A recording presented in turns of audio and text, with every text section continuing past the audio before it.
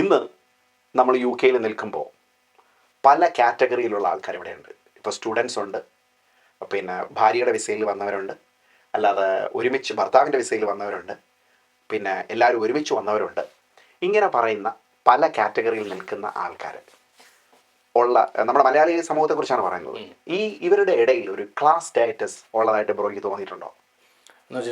Status, അതായത് ഒരു ഒരു ഒരു അവരുടേതായ രീതിയിലേക്ക് അവർ ഒരുമിച്ച് നിൽക്കുക, ഇവർ ഒരുമിച്ച് നിൽക്കുക. ഇപ്പൊ സ്റ്റുഡൻസ് എന്ന് പറയുന്ന ഒരു ഗ്രൂപ്പുകൾ അവർ മാത്രമായിട്ട് നിൽക്കുക, അല്ലെങ്കിൽ പിന്നെ ഈ പറയുന്ന പോലെ ഒരു ഗ്രൂപ്പ് ഓഫ് നഴ്സുമാര് അവരൊരുമിച്ച് നിൽക്കുക, വളരെ സത്യമാണ്. അല്ലെങ്കിൽ വേറെ സാധാരണക്കാര്, അങ്ങനെ ഒരു ക്ലാസ് സിറ്റുവേഷൻ ഇവിടെ ഉള്ളതായിട്ട് തോന്നിയിട്ടുണ്ടോ? 100% ഉണ്ട്. 100% ഉണ്ട്.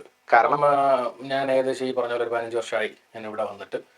ഞാൻ ഈ ഇല്ലീഗൽ എമിഗ്രൻസ് ആയിട്ടുള്ള ഒരുപാട് പേര് ഇവിടെ ഉണ്ട്. അവരുടെ ഒരു കമ്മ്യൂണിറ്റി ഞാൻ പോയി അവരോടൊക്കെ മിങ്കിളായിട്ടുണ്ട്. അങ്ങനെ ഒരു വിഭാഗമുണ്ട്. എന്ന് വെച്ചാൽ അവർക്ക് അവരുടെ ഒരു ലോകം ഉണ്ട്, നമുക്കറിയാവുന്ന. അതെ. അപ്പോൾ അതുപോലെ തന്നെ സ്റ്റുഡൻ്റ് ആണെങ്കിൽ അവർക്ക് അവരുടേതായിട്ടൊരു ലോകമുണ്ട്. പിന്നെ ഈ പറഞ്ഞ പോലെ ഹൈ ക്ലാസ് എന്ന് സ്വയം വിശേഷിപ്പിക്കുന്ന ഒരുപാട് പേരുണ്ട്. അവരെയും ഞാൻ കണ്ടിട്ടുണ്ട്. അതാണ് ഏറ്റവും ഞാൻ കണ്ടതിൽ ഇത്തിരി ഡോജി ആയിട്ട് എനിക്ക് ഫീൽ ചെയ്തിട്ടുള്ള ഒരു കമ്മ്യൂണിറ്റി. കാരണം ഇവർ ഹൈ ക്ലാസ് എന്ന് സ്വയം വിശേഷിപ്പിക്കുന്നിടത്ത് ഇവർ സത്യത്തിൽ യു കെയിലെ മിഡിൽ ക്ലാസ്സുകാർ പോലും അല്ല എന്നുള്ളതാണ് എൻ്റെ സത്യം. അതായത് ഇവർ അളക്കുന്നതിൻ്റെ ഒരു പ്രശ്നമാണ്. ഒരു മിഡിൽ ക്ലാസ്സുകാരനെന്ന് പറയുമ്പോൾ ആവറേജിൽ ഒരു 10,000 മിനിമം ഒരു ഇൻകം ജനറേറ്റ് ചെയ്യുന്ന ഒരു ഹൗസിലുള്ള ഒരാളായിരിക്കണം ഞാൻ മനസ്സിലാക്കുന്നിടത്തോളം ഇവിടെ ഉള്ളൊരു മിഡിൽ ക്ലാസ്. കാരണം they can afford 3,000-4,000 pounds house. അവർക്ക് ഈ പറഞ്ഞ പോലെയുള്ള അവരുടെ എക്സ്പെൻസുകൾ on a monthly base 2,000 pound വെറും എക്സ്പെൻസ് ആയിരിക്കാം. ചിലപ്പോൾ കുട്ടിയെ നോക്കാൻ ആളെ വെച്ചിട്ടുണ്ട്. എങ്ങനെ പോയാലും നല്ല എക്സ്പെൻഡ് ചെയ്യുന്ന, ഇനി പണക്കാരെന്ന് പറയുന്നത് നമ്മൾ പറയുന്ന കോടികൾ ഉള്ള ആൾക്കാരാണ്. അല്ല, മിഡിൽ ക്ലാസ് എന്ന് പറയുന്നത് എനിക്ക് തോന്നുന്നത് ബ്രോ പറഞ്ഞപ്പോൾ ഇപ്പോൾ ഇവിടെ വരുന്നു. ഞാൻ ഒരു ഉദാഹരണം പറഞ്ഞു കഴിഞ്ഞാൽ, ഒരു മലയാളി നഴ്സ്, അവരുടെ ഹസ്ബൻഡ്, അവർ മിഡിൽ ക്ലാസ്സിൽ പെടുന്ന ആൾക്കാരല്ലേ? അല്ല. എന്തുകൊണ്ടല്ല? മിഡിൽ ക്ലാസ് എന്ന് പറഞ്ഞ് നമ്മളാണ് ഒരു അളവ് പോലിടുന്നത്.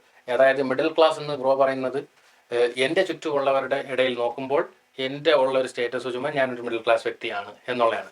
യു കെ എന്നുള്ള ഓവറോൾ സൊസൈറ്റിയുടെ അകത്തെടുത്ത് നോക്കുമ്പോൾ നമ്മൾ മിഡിൽ ക്ലാസ് അല്ല എന്നുള്ളതാണ് ഞാൻ നേരത്തെ പറഞ്ഞത്. അപ്പം ഇങ്ങനെ വരുന്നവരുടെ പ്രശ്നമാണ് ഞാൻ നേരത്തെ പറഞ്ഞത്. അല്ല, അത് എനിക്കിപ്പോഴും മനസ്സിലാവുന്നില്ല. എന്തുകൊണ്ടാണ് ഞാൻ ഈ പറഞ്ഞ കാറ്റഗറി മിഡിൽ ക്ലാസ് ആവാത്തത്? കാരണം അവര് മിഡിൽ ക്ലാസ് എന്ന് പറഞ്ഞാൽ എനിക്ക് വലിയ ഈ മിഡിൽ ക്ലാസിനെ കുറിച്ച് ഭയങ്കര അറിവുള്ള ആളല്ല.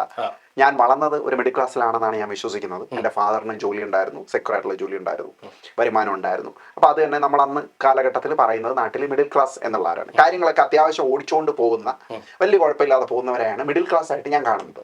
ഒബ്വിയസ്ലി അതിന്റെ താഴെയുള്ള, അതിനകത്ത് തന്നെ upper middle class, lower middle class എന്നൊക്കെ പറയുന്ന ആൾക്കാരുണ്ട്. അത് സബ് കാറ്റഗറീസ്.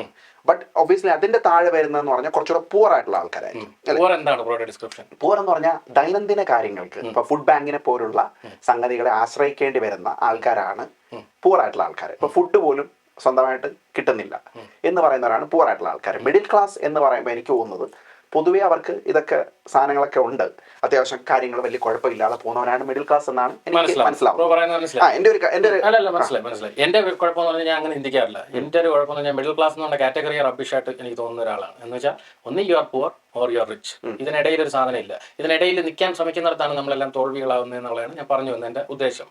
കാരണം മിഡിൽ എന്ന് പറയുന്ന ഒരു സ്പോട്ട് വളരെ വിയേർഡാണ്, ഭയങ്കര വേഗാണ്. ഇതിലെവിടെയാണ് ഈ മിഡിൽ എന്നുള്ള കണ്ടുപിടിക്കാനേ. കാരണം ബ്രോയ്ക്ക് ആഗ്രഹിക്കുന്ന എല്ലാം നേടാൻ പറ്റുന്നില്ലെങ്കിൽ യു ആർ പുവർ, ബ്രോയ്ക്ക് ആഗ്രഹിക്കുന്ന എല്ലാം നേടാൻ പറ്റുന്നുണ്ടെങ്കിൽ യു ആർ റിച്ച് എന്നുള്ള ഒരു കാറ്റഗറിയാണ്. അപ്പോൾ ഞാനിവിടെ നേരത്തെ പറഞ്ഞ ഹൈ ക്ലാസ് ആൾക്കാരുടെ കാര്യത്തിലേക്ക് വരുമ്പോൾ ഇവർ സ്വയം ചിന്തിക്കുന്നത് ഇവരുടെ എല്ലാം ചെയ്യാനുള്ള, ഈ എല്ലാം എന്ന് പറയുന്നത് ഒരു വീടും ഒരു കാറും നാട്ടിൽ പോയി വരാനുള്ള പൈസയും. ഇത് ഒരിക്കലും ഇവർ ഒരു ഹൈ ക്ലാസ് ആൾക്കാരല്ല. അപ്പം ഇതുകൊണ്ട് തന്നെ ഇവരുടെ ഇടയിലുള്ള ഈഗോ വളരെ ശോകമാണ്, ഞാൻ പലപ്പോഴും കണ്ടിട്ടുണ്ട്. അതുകൊണ്ടാണ് ഞാനത് നേരത്തെ പറഞ്ഞത്. ബ്രോയ്ക്ക് അങ്ങനെ തോന്നാറുണ്ടോ ഇവിടെ അങ്ങനെ ക്ലാസ് തിരിവുണ്ടോ? ഇവിടെ ക്ലാസ് തിരിവുണ്ടോ എന്ന് ചോദിച്ചു കഴിഞ്ഞാൽ 100% എനിക്ക് തോന്നാറുണ്ട്. കാരണം പലപ്പോഴും ഇപ്പോൾ ഒരു കമ്മ്യൂണിറ്റിയെ അങ്ങോട്ടും ഇങ്ങോട്ടും വിളിക്കുന്നത്, ഇപ്പം ഒരു സ്റ്റുഡൻറ്റിൻ്റെ ഒരു ഗ്രൂപ്പിൽ നമ്മളെ പങ്കെടുപ്പിക്കാറില്ല കഴിവതും. കാരണം അവർക്ക് നിങ്ങൾ ആ കാറ്റഗറി അല്ല എന്നുള്ളൊരു ഇതുണ്ടാവാം. തീർച്ചയായിട്ടും. അതോടൊപ്പം തന്നെ ഇപ്പം നമ്മളുടെ ഫാമിലി ഗ്രൂപ്പിലുള്ള ആൾക്കാർ, എന്നെ അറിയുന്നവരോ എന്നോട് സ്നേഹമുള്ളവരോ ഞാൻ ആ പാർട്ടിയിൽ പങ്കെടുക്കണമെന്ന് ആഗ്രഹിക്കുന്നവർ മാത്രമേ വിളിക്കാറുള്ളൂ. ഇപ്പം അല്ലാതെ ഒരു ഫാമിലി ആയിട്ട് ഹസ്ബൻഡും വൈഫും കുട്ടികളും ഒക്കെ വരുന്നിടത്ത് എന്നെ വിളിക്കാറില്ല. കാരണം ഞാൻ ഓൾദോ എനിക്ക് ഫാമിലി ഉണ്ടെങ്കിൽ എൻ്റെ ഫാമിലി ഇവിടെ അല്ലാത്തത് കൊണ്ടായിരിക്കാം അത്. അപ്പം അങ്ങനെ ഒരു ഇത് എനിക്ക് പലപ്പോഴും തോന്നിയിട്ടുണ്ട്. പിന്നീട് വരുന്നത് സത്യം പറഞ്ഞാൽ ഈ ബാക്കിയുള്ള ആൾക്കാരാണ്. ഇപ്പം ഹൈ ക്ലാസ് എന്ന് പറയുമ്പോൾ നമുക്ക് അങ്ങനെ ഹൈ ക്ലാസ് എന്ന് പറയുന്ന ഒരു ഗ്രൂപ്പായിട്ട് വലിയ കണക്ഷൻ ഇല്ല. സീരിയസ്ലി പറഞ്ഞാൽ എനിക്ക് അങ്ങനെയുള്ള ആൾക്കാരെ എനിക്കറിയാം. എൻ്റെ കൂടെ വർക്ക് ചെയ്യുന്ന ഡോക്ടേഴ്സൊക്കെ ഇഷ്ടംപോലെ ഡോക്ടേഴ്സ് GPs ഉണ്ട്, അവരുമായിട്ട് നല്ല ബന്ധങ്ങളുണ്ട്. പക്ഷെ ആ ഒരു അവരുടെ ഉള്ളിലേക്കല്ല അവരുടെ ലൈഫിലേക്ക് എത്തി നോക്കാൻ പറ്റിയ നമുക്ക് കണക്ഷൻ ഇല്ല, അറിയത്തില്ല. അങ്ങനെ ഒരു കണക്ഷൻ ഇല്ല. അപ്പൊ അതുകൊണ്ട് തന്നെ തീർച്ചയായിട്ടും ഇങ്ങനെ ഒരു ക്ലാസ് സിസ്റ്റം ഉള്ളതായിട്ട് എനിക്ക് തോന്നുന്നുണ്ട്. പക്ഷെ അവിടെ വേറൊരു അത് പക്ഷെ എല്ലായിടത്തും ഉണ്ട് അല്ലേ? അത് എല്ലാം ഉണ്ടെന്നുള്ളതല്ല ബ്രോ. ഇവിടെ ബ്രോ പറയുമ്പോൾ അതിലൊരു ശ്രദ്ധിക്കേണ്ട ഒരു കാര്യം, ഇപ്പൊ ബ്രോ ഉദാഹരണത്തിന് സ്റ്റുഡന്റിന്റെ കാറ്റഗറി പറഞ്ഞു. ഇപ്പൊ സ്റ്റുഡന്റിലായാലും ബ്രോയെ ഇൻവൈറ്റ് ചെയ്യും, അതായത് നിങ്ങൾ തമ്മിലൊരു നല്ല കണക്ഷൻ ഉണ്ടെങ്കിൽ അവർ വിളിക്കും. പക്ഷേ പ്രശ്നം ഇവിടെ എന്താണെന്ന് പറഞ്ഞാൽ ആ കണക്ഷൻ ഓപ്പൺ അല്ല ആരും. ഇപ്പൊ ബ്രോ എടുത്ത് ബ്രോ എന്ത് ചെയ്യുന്നു, ഞാൻ ബ്രിട്ടീഷ് സിറ്റിസണാണ് എന്ന് ബ്രോ പറഞ്ഞു കഴിഞ്ഞാൽ അവിടെ തന്നെ നമ്മൾ തമ്മിലൊരു ഗ്യാപ്പായി. അത് വേണമെന്ന് വെച്ച് ചെയ്യണമല്ല, അത് അങ്ങനെ ഒരു ഗ്യാപ്പ് ഉണ്ടാകുന്നുണ്ട്. വളരെ ശരിയാണ് അല്ലേ? അതാണ് ഇവിടെ പ്രധാന ഇഷ്യൂ. ഇപ്പം ബ്രോ എടുത്ത് ഇപ്പം ഞാൻ ചെയ്യണം, ബ്രോ എന്ത് ചെയ്യുന്നു, ഇന്ന് കഴിക്കുന്നു, ഓ ഞാൻ സാധാരണ ജോലി ചെയ്യുന്നത്, നമ്മൾ തന്നെ ക്ലാസ്സുകൾ തിരിക്കുകയാണ്. അപ്പോൾ ഇവരുമായിട്ട് ചേർന്നാൽ ശരിയാവില്ല. പിന്നെ ചിലരെന്ത് തിരിച്ചുമാണ്, എങ്ങനെ ഇത്, ഓ നീ അതാണോ ചെയ്യുന്നത്, എന്നാൽ പിന്നെ ഇവനായിട്ട് ഞാൻ ചേർന്നാൽ ശരിയാവില്ല. ഇപ്പൊ പലരും വേർതിരിപ്പിക്കുന്നുണ്ട് ഇവിടെ, ഗ്യാരണ്ടി അതുണ്ട്. എനിക്ക് തോന്നുന്നത് നമ്മൾ പൊതുവേ, ഞാൻ പണ്ട് പറഞ്ഞിട്ടുണ്ട്, ഞാൻ അതിൽ എന്നും ഉറച്ചിരിക്കും, എന്നെ ആര് എന്തൊക്കെ പറഞ്ഞാലും എനിക്കൊന്ന് മലയാളീസ് നമ്മൾ പൊതുവെ ഭയങ്കര ജഡ്ജ്മെന്റ് ആയിട്ടുള്ള ആൾക്കാരാണ്. കാരണം നമ്മൾ ഒരാളിനെ കാണുമ്പോൾ അയാളെക്കുറിച്ച് വിലയിരുത്താൻ വേണ്ടിയിട്ടാണ് ആദ്യം നമ്മൾ ശ്രമിക്കുന്നത്. അയാൾ പറയുന്ന വാക്കുകൾ മനസ്സിലാക്കാനോ അല്ലെങ്കിൽ അയാൾ എന്താണെന്നോ മനസ്സിലാക്കാനോ അയാളുടെ പേഴ്സണാലിറ്റി മനസ്സിലാക്കാനോ അല്ല നമ്മൾ നോക്കുന്നത്. നമ്മളെപ്പോഴും അയാളെക്കുറിച്ച് കാണുന്നത് ഇവൻ എന്ത് ചെയ്യുന്നു, എന്ത് ജോലി ചെയ്യുന്നു, ഇവൻ എവിടെ വർക്ക് ചെയ്യുന്നു, അല്ലെങ്കിൽ ഇവന് എത്ര വീടുണ്ട്, അല്ലെങ്കിൽ ഇവന് വീടുണ്ടോ ഇല്ലയോ, പാസ്പോർട്ട് ഉണ്ടോ ഇല്ലയോ, ഇങ്ങനെ പറയുന്ന കുറേ ചോദ്യങ്ങളുടെ ടിക്ക് ബോക്സുകൾ ഇങ്ങനെ ഇട്ടിട്ടാണ് നമ്മൾ ഒരാളെ കുറിച്ച് അളക്കുന്നത്. എനിക്ക് തോന്നുന്നത് ആ ഒരു ജഡ്ജ്മെന്റൽ ഫാക്ടർ അവോയ്ഡ് ചെയ്താൽ തന്നെ നമുക്ക് പലപ്പോഴും അത് മാറാൻ പറ്റും. അതോടൊപ്പം തന്നെ നമ്മളെപ്പോലെ എന്നെ പോലെയുള്ള ആൾക്കാർ ചിന്തിക്കേണ്ട മറ്റൊരു കാര്യം വെച്ചാൽ നമ്മൾ റിസപ്റ്റീവ് ആവാനും റെഡി ആവണം. ഇപ്പം ഞാൻ അങ്ങനെ വിചാരിക്കുന്നില്ല എന്ന് പറഞ്ഞിട്ട് കാര്യമില്ല. ചില സമയത്ത് അവരുടെ കൂടെ കൂടാനും അവരുടെ ഉള്ളിലേക്ക് ഇടിച്ചു കയറാനും ഉള്ളൊരു പവർ നമുക്കും വേണം എന്നുള്ളത് മറ്റൊരു സംഭവമാണ്. അതെ, അതായത് ഒരു വശം നോക്കിക്കഴിഞ്ഞാൽ ഞങ്ങളൊരു പാർട്ടി കൂടുന്നുണ്ട്, വരുന്നോന്ന് ചോദിച്ചു കഴിഞ്ഞാൽ എൻ്റെ ഈഗോടെ ഹേർട്ടാവാതെ അതിനെന്താന്ന് പറഞ്ഞ് പോയാൽ നിങ്ങൾക്ക് ചിലപ്പോൾ ഒരു ഡിഫറെന്റ് പോയിന്റ് ഓഫ് വ്യൂ ഉണ്ടാവും. എക്സാക്ട്ലി. നമ്മൾ തമ്മിൽ സംസാരിച്ചപ്പോഴും ഞാൻ പറഞ്ഞൊരു കാര്യമാണല്ലേ, നമ്മളിപ്പം എവിടെ വിളിച്ചാലോ എന്ത് വിളിച്ചാലോ കഴിവതും നമുക്ക് അവധിയാണോ അങ്ങനെ ഉണ്ടെങ്കിൽ നമുക്ക് മടിയാണെങ്കിലും വി ഷുഡ് ഗോ. അതാണ് അതിൻ്റെ ഒരു പ്രൈമറി തിങ്. ആ പോയി കഴിഞ്ഞ് തിരിച്ച് നമ്മൾ ചിലപ്പം വരുമ്പോൾ നമ്മൾ ആ പോകുന്നതിന് മുമ്പ് ചിന്തിച്ച എല്ലാ കാര്യങ്ങളും തെറ്റാണ് എന്ന് നമുക്ക് പലപ്പോഴും. തീർച്ചയായും പലപ്പോഴും സംഭവിച്ചിട്ടുണ്ട് അങ്ങനെ. അല്ലേ ഞാൻ ഇതേപോലെ പറയുമ്പോൾ എനിക്ക് വർക്ക് പ്ലേസിൽ നിന്ന് എൻ്റെ അടുത്ത് ഇപ്പോൾ ഒരു പുള്ളി പറഞ്ഞാണ്, അതായത് ഒരു ഈ ഹോസ്പിറ്റലിൽ എന്തോ വർക്ക് ചെയ്യുന്നതാണ്. അപ്പോൾ ഇപ്പോൾ വരുന്ന പിള്ളേർ ചോദിക്കും, അപ്പോൾ എന്ത് ചേട്ടൻ എത്ര നാളെ ഇവിടെ, അപ്പോൾ ഞാൻ 10 വർഷമായി എന്ന് പറഞ്ഞു കഴിഞ്ഞാൽ പിന്നെ അവിടെ ഒരു ഈഗോ ക്ലാഷ് വരുന്നുണ്ട് ഇവർക്കിടയിൽ. ഓ അപ്പോൾ നീ പഴയ ആളാണല്ലോ അല്ലേ, അങ്ങോട്ട് മാറിയുന്നു, അല്ലെങ്കിൽ ഞാൻ പുതിയ ആളാണ്.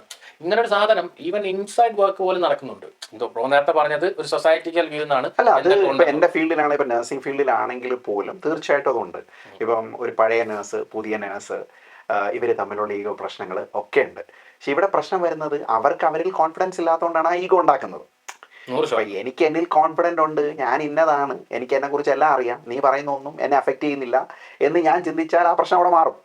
അപ്പൊ ആ ഈഗോ ക്ലാഷസ് തന്നെയാണ് ഗ്യാരണ്ടീഡ് ആയിട്ട് ഈ പ്രശ്നങ്ങൾ ഉണ്ടാക്കുന്നത്. പക്ഷെ ആസ് എ മലയാളി ഞാനും ആ രീതിയിലാണ് വളർന്നത്, നമ്മളെല്ലാവരും ആ രീതിയിലാണ് വളർന്നത്. നമ്മളെ വളർത്തിയതേ അയലത്തുകാരന്റെ വീട് നോക്കാനും അവന്റെ കൊച്ചിനെ പഠിപ്പിക്കും, അവനെ കൊച്ചിനെ കമ്പയർ ചെയ്യിച്ചുമാണ് നമ്മൾ വളർത്തുന്നത്. അപ്പൊ ആ കമ്പാരിസന്റെ എഫക്റ്റ് എല്ലാം നമുക്ക് ഇന്നും ഉണ്ട്.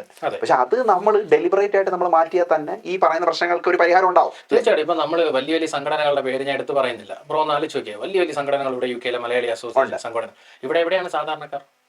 ഇവിടെ ടൈം കൂട്ടുവിട്ട കുറെ ആൾക്കാർ നിൽക്കുന്നതല്ലാതെ സാധാരണക്കാർ എവിടെയാണ്? എന്തുകൊണ്ട് നിങ്ങൾക്ക് മിങ്കിൾ ചെയ്യാൻ കഴിയുന്നില്ല? അപ്പൊ നിങ്ങളുടെ ഈഗോയാണ്, അവിടെ വേറെ ഒന്നുമില്ല അതിനുത്തരം. അപ്പോൾ ഇത് വലിയ സംഘടന എന്ന് പറയുമ്പോൾ നിങ്ങൾ വലിയൊരു സംഘടന ആവണമെങ്കിൽ തന്നെ നിങ്ങൾ എല്ലാവരെയും ഒരുമിപ്പിക്കാനുള്ള ഒരു കപ്പാസിറ്റി ഉണ്ടാവണം. അവിടെയാണ് നിങ്ങൾ ശരിക്കും ഒരു നല്ലൊരു സംഘടനയാണ് എന്ന് പറയുന്നിടത്ത് ഈഗോ ക്ലാഷിന്റെ മേളമാണ് ഇപ്പോൾ ഇവിടെ. അപ്പോൾ അത് എനിക്ക് തോന്നുന്നു ഇവിടെ ഒന്നും നമ്മളായിരുന്നു മാറ്റം ഉണ്ടാവും എന്ന് എനിക്ക് തോന്നുന്നില്ല. ബ്രോയ്ക്ക് എന്താ തോന്നുന്നത്? അല്ല, എനിക്ക് മനസ്സിലായി ഇത്രേ ഉള്ളൂ. എൻ്റെ കാലഘട്ടത്തിൽ ഞാൻ ഇത്രയും നാളിവിടെ UK ഉണ്ടായിരുന്ന 10-20 വർഷമായിട്ട് UK ഉണ്ടായിരുന്ന അസോസിയേഷൻ്റെ സെക്രട്ടറി ആയിരുന്നു. പല ആൾക്കാരുമായിട്ടും ഉള്ള ബന്ധങ്ങളിൽ നിന്നൊക്കെ എനിക്ക് മനസ്സിലായത്, ഞാൻ എന്നിൽ പഠിച്ചൊരു കാര്യം ഇത്രേ ഉള്ളൂ.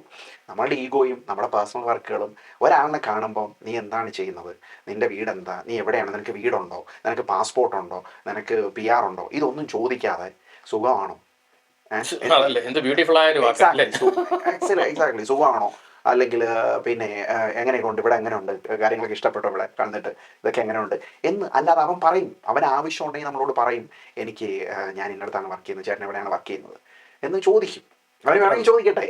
പക്ഷേ അല്ലാതെ നമ്മൾ ഒരു കാര്യത്തിലും നമ്മൾ ഒരാളിനെ ഇടിച്ചു കയറി ഇങ്ങനെയുള്ള കാര്യങ്ങൾ ചോദിക്കാതിരുന്നാൽ തന്നെ ഐ തിങ്ക് ഈ ഒരു പ്രശ്നങ്ങളൊക്കെ കുറേയൊക്കെ അവോയ്ഡ് ചെയ്യാൻ തോന്നും.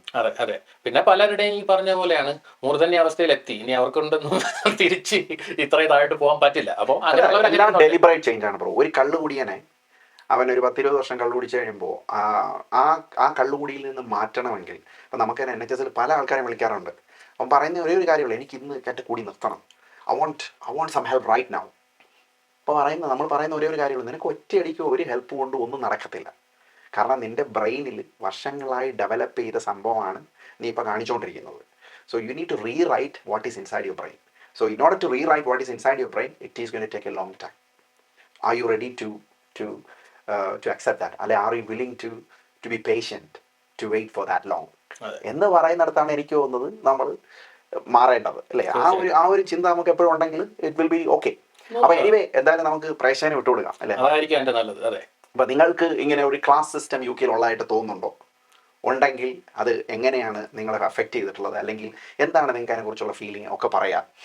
അപ്പോൾ തീർച്ചയായിട്ടും നമ്മുടെ ടൈപ്പിനെ നമ്മളെപ്പോഴും പറയുന്ന പോലെ ഫോളോ ചെയ്യാം, അല്ലേ? നമ്മൾ എവിടെയും പോകുന്നില്ല. നമ്മൾ ഇന്നും നാളെയും മറ്റന്നാളും ഒക്കെ ഇവിടെ ഉണ്ടാവും. ഞങ്ങളൊക്കെ ജീവിച്ചിരിക്കുന്നിടത്തോളം കാലം ഞങ്ങളുടെ സംഭാഷണമൊക്കെ ഇതിലൂടെയൊക്കെ ഇങ്ങനെ വന്നുകൊണ്ടിരിക്കും. അപ്പോൾ അതുകൊണ്ട് തന്നെ ഫോളോ ചെയ്യുക, ലൈക്ക് ചെയ്യുക, കമന്റ് ചെയ്യുക. അപ്പോൾ നിങ്ങളോട് എപ്പോഴും നമ്മളുണ്ടാവും. ഓക്കെ, ലെറ്റ്സ് അടിപൊളി ടോപ്പിക്സ് ആയിട്ട് വരാം. Let's tie.